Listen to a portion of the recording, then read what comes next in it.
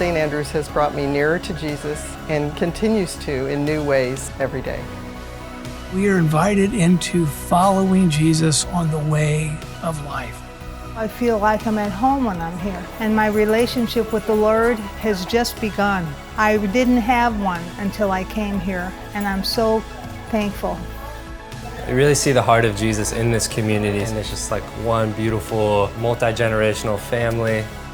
That's what the entire Bible is about. Receiving the goodness of God and His mercy and grace and forgiveness, and that being the catalyst and the power to step on the journey of following Him, following Jesus. God put that in us, a natural desire to serve Him, serve others, and that's what we're doing here.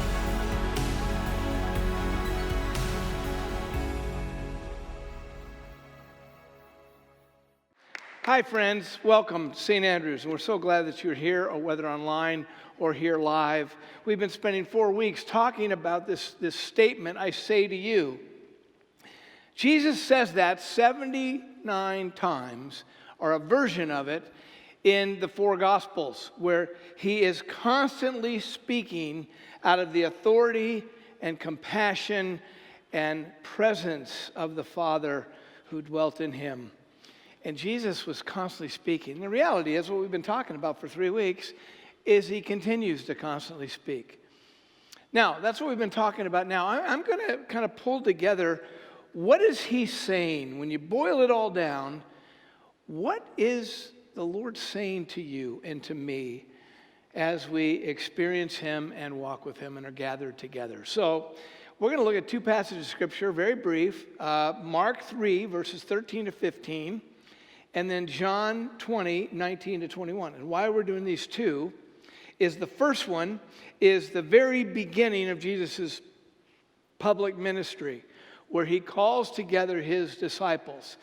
And that's where it starts. And then John 20, 21, or 19 to 21, is the day that He rose from the dead. That's Sunday. And the disciples were there in a room, and Jesus appears to them. So Mark 3, 13 to 15 is where His ministry, public ministry begins. And then John 20, 19 to 21 was the first day as He rose from the dead. So if you're able, I invite you to stand for this passage of Scripture, these passages of Scripture, that perhaps the Lord may speak to you even today. Mark 3, starting in verse 13. Jesus went up on a mountainside and called to Him those He wanted, and they came to Him. He appointed 12 that they might be with Him and that He might send them out to proclaim and to have authority to drive out demons. Now let's go over to John 20, verse 19, the day of the resurrection. On the evening of that first day of the week, when the disciples were together with the doors locked for fear of the Jewish leaders, Jesus came and stood among them and said, "Peace be with you." After He said this, He showed them His hands and side. The disciples were overjoyed when they saw the Lord. Again, Jesus said, "Peace, peace be with you. As the Father has sent me, I am sending you." This is the word of the Lord. Thanks be to God. That's what we say around here. Thanks be to God indeed. You may be seated. And you may not be overtly thankful vocally, but I know in your heart of hearts you're deeply thankful, which is fantastic. How do we know what God is saying to us? How do you know what God is saying to you? A lot of people think that we got to wait around till we get that kind of special, unique thing. Oh, you need to buy that car. You need to go there on vacation. You need to make that decision about your work or friends or family. And we kind of think that the speaking is more like just a friend who occasionally will come into our life and offer us advice or help. But what we see in Scripture from the very beginning, when God speaks, He puts everything into place. And at the end of all things, He continues to speak and to sing and bring out the joy in all creation, because that's what God is in the business of doing. Through that whole time, He's never stopped speaking. And He's never stopped speaking to me, and He's never stopped speaking to you. But what's He saying? Well, these two short little passages of Scripture, they point directly to what he is saying, and you can go to the bank on it. You can count on it. These are the two things that he will always say to you. When you wake up in the morning, these are the two things he's going to say. When you go to bed at night, these are the two things he is singing over you. When you go through your day, whether you're aware of it or not, the voice of Jesus in creation, in his Scripture, and by his Spirit is constantly saying the same thing. These two things are the essence and summary of the entire Bible and God's work in your and my life. Here's what they are. Let's look at Mark first. In Mark, what you see is he goes on the mountainside, calls those to himself, and they came to him, and he had appointed 12. We know those are the disciples. The next word is that in the English. In the original language that was written, almost all the New Testament is written in, is this little word called hina, okay? It really doesn't mean that, it means so that.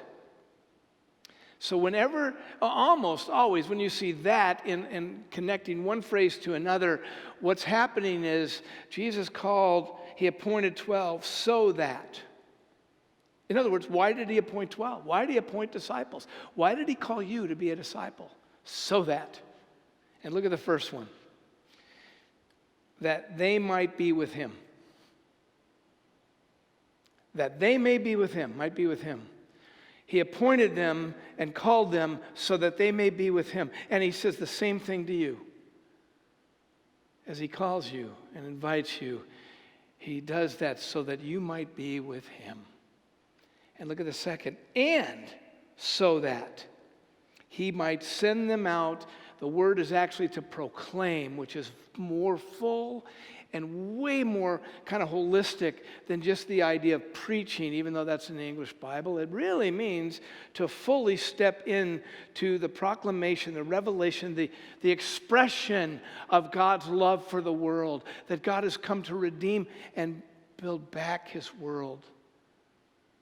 To go into every corner of creation, every dark nook and cranny that has somehow rebelled against him or run from him or is lost in the brambles of creation's hills and forests.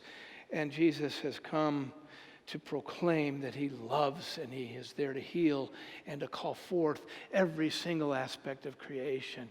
And that's what he does as well, so that they might be sent into that world to proclaim him. So you and I, it's the same thing. That's what he's saying every single day. If you want to know what God is saying to you, as we say God speaks over and over, what he's saying to you and he's saying to me is, one, I've come that you might be with me. Join me. I am there. I am with you. And also, I am sending you. Now, that's what it says right there in Mark 3. That's the very beginning. And then you go over to John 20, and what you see in that upper room, this is really fascinating. I don't know if you actually put this together, but on the evening of the first day of the week, when Jesus had risen from the dead, and the disciples were together with the doors locked for fear of the Jewish leaders, the women had come to say, he's alive. All the enemies of the one who has taught us everything and drawn us to himself, they have been defeated, because not only have he died for us, but he is alive. And they came, and you guys know, women were not considered reliable witnesses at that time, so they sort of believed him. They knew him, they loved him, but they still didn't quite get it, right? So on that Easter night, when there's so much confusion, they still locked the doors. Do you ever put that together? Jesus is alive. There's people that said it. All things are going kind of wacky. And these guys gather together and they lock the doors, deadbolt. You know, so much of our life is we lock the doors out of fear. We lock the doors out of fear of somebody invading our home or our car or our valuables. We lock the doors of our experiences and our relationships with others.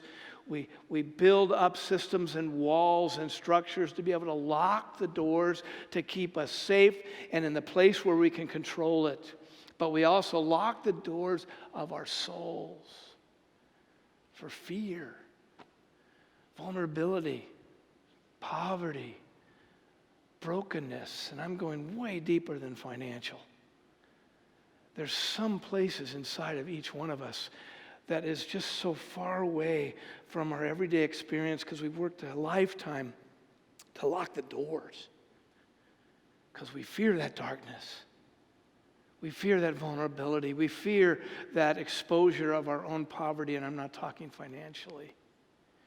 And that's where the disciples were. He had died, and everything was gone, but then here he rose from the dead, so he locked the doors.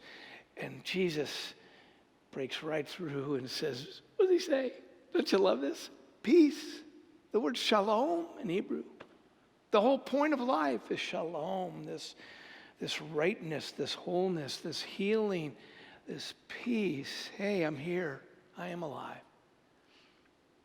So what he's saying in there is this same, and he repeats it again a second time. What he's saying is, I am with you. All's at peace. All is well. Peace be with you. And he says that to his disciples. But then he says that second phrase. The same thing as was said in Mark 3. As the Father has sent me, I am sending you. I don't know if you ever put this together, but in John 17, which was the night before Jesus was killed, he had several chapters of Mark talks about that, and apparently Jesus is praying with the disciples there. And he actually prays that, John 17:18, where he says, as you have sent me into the world, so Father, I send them into the world. So he prays that, and then he goes and says that same thing the next, 3 days later, that Sunday night. I am with you, be with me. That's the first thing he'll say to you. I'm sending you. Do you hear my voice? Do you listen? And will you respond? Because I am sending you out. You know, so often we can think of that sending as if these are two totally separate things. One is he wants to be with me and he draws me into himself. And so I can do the church thing. I can do the Christian stuff. I can be with those I want to be with. I can gather around me people that think like I do. I can go to church. I can have Bible studies. I can do small groups. I'd be involved in ministry. I can give my money away. I can be really active in a lot of stuff because this is the place where I know I'm with Jesus when I'm in that place that I can control and is safe and it's warm for me. Kind of that garden where he rose from the dead and Mary saw him. And then, though, he sends me out. Wait a minute, I like being here. You're sending me out?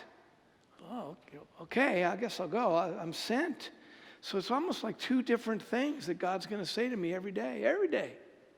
This morning when you wake up, whether you would know it or not, whether you've received it or not, Jesus Christ is saying to you, I am with you. Will you be with me? And I'm sending you out. You have a purpose. You have a role. You have a gift. Let's go. Go. I'm sending you. And we think of these as two separate tracks. You know, there's a song written a long time ago, 1912. And I keep forgetting this guy's name. His name is Austin Miles. After he had been reading John 20, where Mary was in that garden, and Jesus said, Mary, and she realizes he had risen from the dead. He couldn't help it, but he ran back and he wrote this song. He called me and asked me, well, we didn't have phones then, but called me and asked me to come in 1912 to be with him to write this. I am really old.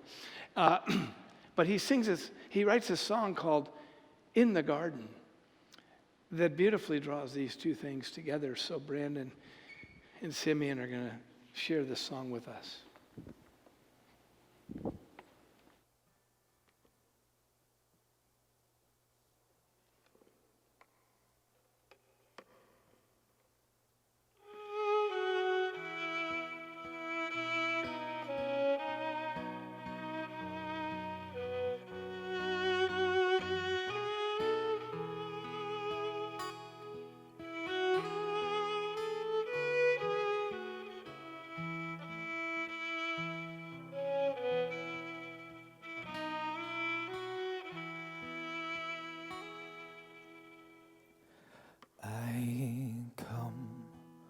to the garden alone while the dew is still on the roses,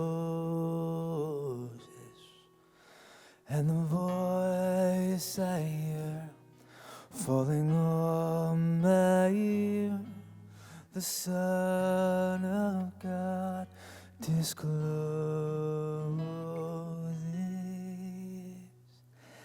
and he walks with me and he talks with me, and he tells me I am his own, and the joy we share as we tarry there, none other has ever known. I'd stay in the garden with him, though the night around me be falling, but he bids me go through the voice of woe. His voice to me is calling, and he walks with me and he talks with me, and he tells me I am his own, and the joy we share as we tarry there, none other has ever known.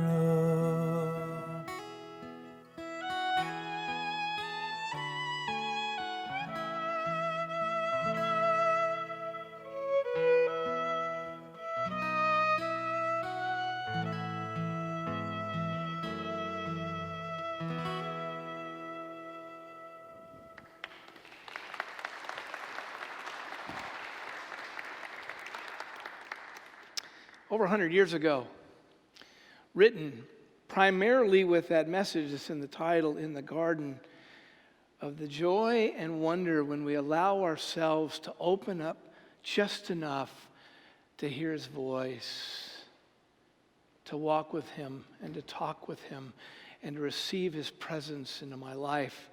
At Mark 3:14, first aspect of Jesus' reason for calling us is in the garden.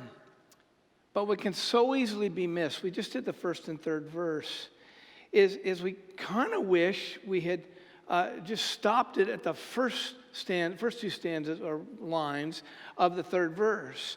If I'd stay in the garden with him, though the night around me is falling. I want to stay in the garden. I want to stay in the garden. Because in the garden is where I feel safest. In the garden is where I hear the voice of comfort and love that I'm so desperate for. The garden is that place that ultimately I can control, and I can create my life and my activities around this idea that Jesus is with me, Jesus loves me, and he speaks to me that message over and over and over again. Why didn't he finish the song there?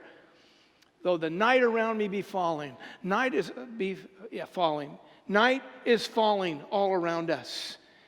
And the beauty of this song reminds us, especially as boy Simeon and Brandon, beautiful, that when I let myself see, smell, feel the night falling, I want to run back to that garden. I want to control it. I want to have that feeling of God's love for me, even in the midst of the storm that rages outside, even as I lock the doors of my home, my car, or my soul. But then doggone it, he puts that last two lines on there. Go ahead and put it back up. But he bids me go through the voice of woe. His voice to me is calling. Isn't that interesting? The garden is not the point. The garden is where we meet him so that he can remind us of who we are and his great love for us and all that he thinks of us and has for us. But that's not the end. He bids me go. See, the danger with the garden, if we think that's all there is we will have a sense of faith that will handle that upper layer of our house and the upper places that I've somehow made sense of and controlled, trying to keep myself away from the pain of the falling night. But there's a deeper place in each of us, and God knows that so well, that he wants to remind us that not only am I with you, join me, but I am sending you. Where are you sending me, Lord? Austin Miles put it beautifully. Into the midst of the voice of woe.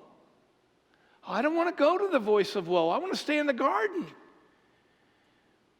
Okay, I'll go to the voice of woe, sort of. I'll put on programs. I'll read to kids at an elementary school. I'll be kind to some students that come here to the corner cafe. But don't let me get too close, because that's going to reveal things in me. That's going to cause me to be uncomfortable. I want to come running back to the garden. And he says, no. And here's the point that the song brings up, and what God wants you to know is these are not two things that he's telling you every minute of every day. These are the same thing. I am with you, and I am on the move to bring my kingdom in. Be with me and join me, because I'm sending you out into the world where I have gone first. You see, you're the sent one.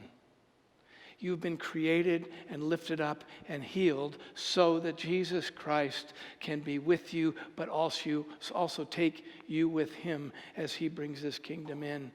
And that is the place that shatters the locks of our soul.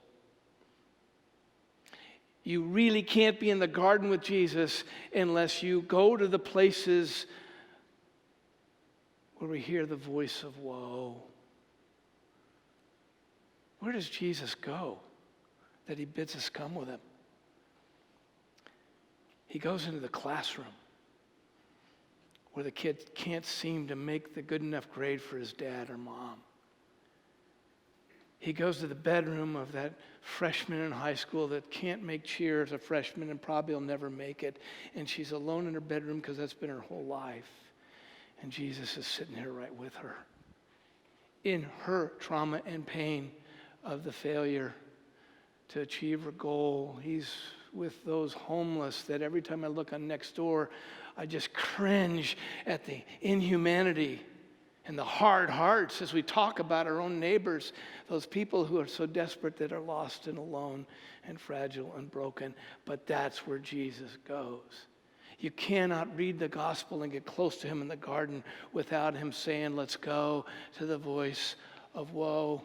But here's the biggest part for you and me is we can't experience him until and unless we allow him to take us to the voice of woe on the inside of our own soul. Because we've built a lifetime of locking that door. What I can control, how I can define my life, how I can somehow make sense of my choices. And yet underneath it all, the questions, the fear, the loneliness, the insecurity, the lack of awareness, the arrogance, all of that. Every one of us in the depth of our soul is experiencing the voice of woe. And the night's falling. And he bid me come. The power of the gospel is when Jesus has full access to every nook and cranny in our hearts and souls. He loves you and he wants access to the whole you, so he bids you come, because it is in the midst of the voice of woe with him as he brings his gospel of love to the world that he helps you understand your own poverty, your own vulnerability, your own loneliness, your own pain. And until that happens, our hearts will never actually be able to experience his healing power in our lives and his transformative power. You are sent to the places that are likely the most uncomfortable and the most uncontrollable that you could ever experience, because you're joining him. You're sent because of his love for you. As I've been preparing this, I knew that this was going to be the capstone of these 4 weeks. And so as I kind of planned on this for several months, I had so many different ways to try to describe the times when I got more in touch with the power of Jesus in my own life because I became more vulnerable. And I had so many different things to share with you. For example, my lifetime of trying to walk with high school kids and college students and young adults has been most of my life and career. And there's been so many times, whether it's a young woman who shared with me that she hadn't shared with anybody else, that her neighbor had sexually assaulted her and she was so broken. She had started to give her life to Jesus, but it was right up here in the controllable. And somehow the Spirit began to unpack that for her. And all I could think of was, I'm in an incredibly uncomfortable place. I got nothing to offer, but all I could think was to take off my shoes because I was on holy ground. When you enter into the voice of woe, you're on holy ground. I was at a conference that I used to do that kind of thing a lot. And I was speaking at this conference, and the guy I'd known a little bit was a drummer for the band that was there many times when I had been at the same conference. And I was walking down a hallway, and he opened the door, and big, studly, great guy. People thought we were, twins. And he was weeping. And he goes, I'm looking for you. You just walked by, but I haven't even called my wife yet. I go, well, what's up? We weren't that intimate of friends, but he was so clearly thrown. He said, I just got off the phone with my doctor, and I've got a very serious cancer. And I've been looking for you. Boy, my whole life, I've been trying to avoid that kind of conversation. I don't want to go there. Because I knew as soon as I started going there with him, I didn't know what to do. It revealed in me my own fear and vulnerability that I can't control anything. I got nothing to offer except my own vulnerable self. But I'm sent. It was obvious. I couldn't get out of it. So we sat for 3 hours. And I've reflected on that for several years. He did come through it. He's doing great. But at the time, again, take the shoes off, Chap. This is holy place because I am here with him, and you are joining me less for his sake than for your sake. Because I want to heal you. I'm sending you so you may know me, represent me, and be an avenue of healing for the broken, the lost, the voice of woe. My friends, you are loved. And Jesus has said to you, I am with you, now join me. But don't stop there, because every day he's speaking to you. Come with me. Let's go. I'm going to take you places that you never would have planned yourself. I'm going to lead you into those relationships, those circumstances where you are going to hear my voice in new ways, and you will be amazed at the work that I do in your life as you trust me and be sent by me and join me. Do you hear his voice?